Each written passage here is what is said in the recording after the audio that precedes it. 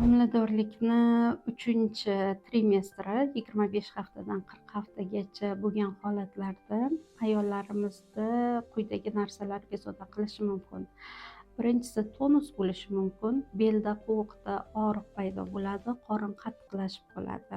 Bunda nima qilishimiz kerak? Qaynonalijonlarimiz yoki homilador ayolimizni xo'jayinlari ularga hadeb o'ziga tushmagan, o'zi zarar deb hisoblaydilar. Lekin o'zi bu nur emas, bu ultratovush orqali tekshiruv.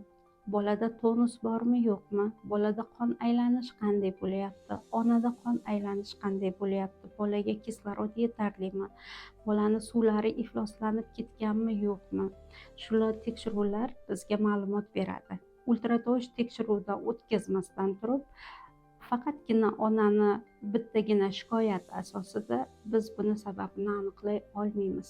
Shuning uchun bunaqangi srokda shu yuqorida sanab o'tilgan shikoyatlaringiz paydo bo'lsa, albatta Doppler skrining, ultratovush tekshiruvlari ko'rsatilgan. Bu juda ham zarur hisoblanadi. Keyingi holatlarda tez-tez yeyish, siyganda achishish, peshobga tez-tez qatnash holatlari bo'ladi.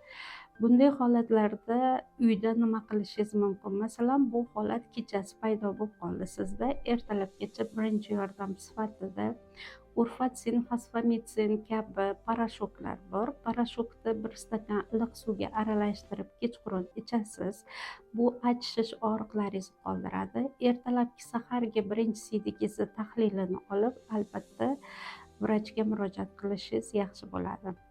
Keyingisi, shu homiladorlik paytida kalsiy, vitamin D larni yetishmasligi, bolani katta bo'lib kalsiyni onadan olishini hisobiga ko'p ayollarimizda tishlari to'kilishi, tishlari og'rishi bo'ladi. Bunda ba'zida ayollar homiladorlik paytida tish davolash mumkin emas degan asnoda stomatologga bormaydilar. Kechasi bilan har xil og'riqsizlantiradigan dorilar ichib yotadilar. Bu faqatgina stomatologni ishini og'irlashtirib beradi xolos, ayolni holatini og'irlashtiradi xolos. Shuning uchun 12 haftadan keyin tish davolash mumkin. Albatta stomatologga murojaat qiling. Uyda og'riqsizlantiruvchi dorilar ichib yotmang. Keyingisi qorindagi og'riqlar, beldagi og'riqlar. Qorin pastida beldagi og'riqlar nimadan bo'lishi mumkin? Birinchisi tonusdan bo'lishi mumkin, ikkinchisi pochkadan tuz ko'chganini hisobiga yoki pochkada tosh hosil bo'lib qolgan bo'lsa, shuni hisobiga bo'lishi mumkin.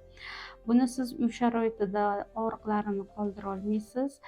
103 ga telefon qilib homiladorligingizni va shunday shikoyatingiz borligini aytasiz. Albatta sizga vrach mutaxassis kelib yordam beradi. Agar uy sharoitida yordam berishni iloji bo'lmasa, sizni statsionarga olib joylashtirishadi.